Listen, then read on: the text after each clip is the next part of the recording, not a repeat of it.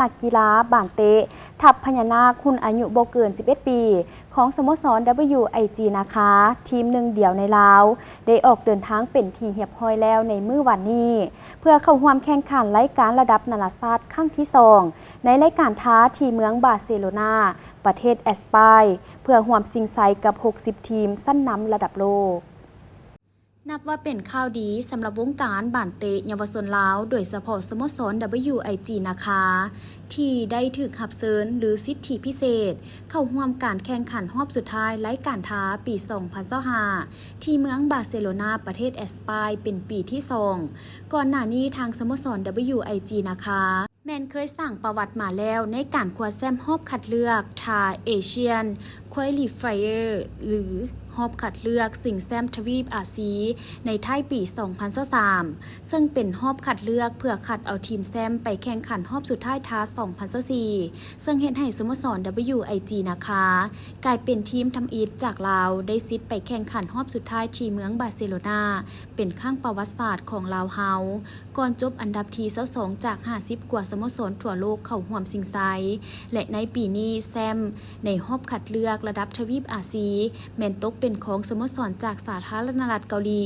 กลายเป็นทีมตัวแทนจากอาซีไปแข่งขันรอบสุดท้ายที่ประเทศสเปนเฮ็ดให้รายการท้า 2025 มี 2 สโมสรจากอาซีก็คือ WIG นะคะทีมจากสาธารณรัฐประชาธิปไตยประชาชนลาวและทีมจากสโมสรสาธารณรัฐเกาหลีที่จะเข้าร่วมการแข่งขันรายการดังกล่าวโดยล่าสุดในวันที่ 28 เมษายน 2025 ทัพนักกีฬาจากสโมสร WIG นะคะแม้นได้เดินทางออกจากสนามบินสากลวัดไต่นครหลวงจันทร์อย่างเป็นทางการนำทีมโดยทานเวียงไซวิไลกุล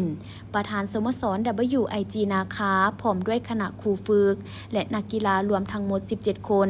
ซึ่งการเดินทางครั้งนี้ก็ได้รับเกียรติจากทานภูวงคำสาวห้องเจ้าของนครหลวงจันทร์พร้อมด้วยคณะการนำพ่อแม่ผู้ปกครองตลอดฮอดแฟนบ้านร่วมส่งกำลังใจก่อนเดินทางอยู่สนามบินอย่างอบอุ่นและมีบรรยากาศคึกคืนพอสมควรซึ่งในโอกาสนี้ท่านประธานสโมสรได้เปิดเผยในขณะเกี่ยมเดินทางว่าการเข้าร่วมแข่งขันครั้งนี้ทางสโมสรแม่นได้ตอบรับคำเชิญเป็นเซนเชอรี่อินไว้แม่นนักแน่นและความจริงใจของผู้เชิญก็คือฝ่ายจัดการแข่งขันโดยบ่ต้องการให้ไปลิ้นรอบคัดเลือกคือกับทีมอื่นและสามารถผ่านไปลิ้นรอบสุดท้ายได้เลยที่แอสปายและ WIG นะคะเคยคว้าแชมป์รอบคัดเลือกมาแล้วดังนั้นจึงได้สิทธิ์ไปแข่งขันรายการท้า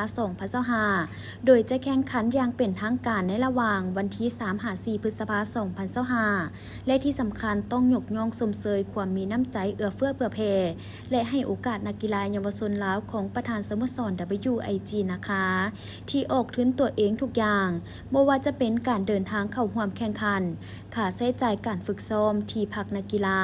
รวมไปถึงการเก็บตัวฝึกซ้อมระยะยาวและอื่นๆแม่นทางท่านประธานเป็นผู้ซัพพอร์ตและจนถึงปัจจุบันแม่นยังบ่ทันได้มีสปอนเซอร์จากภาคส่วนต่างๆเข้ามาสนับสนุนทางสโมสรเทื่อ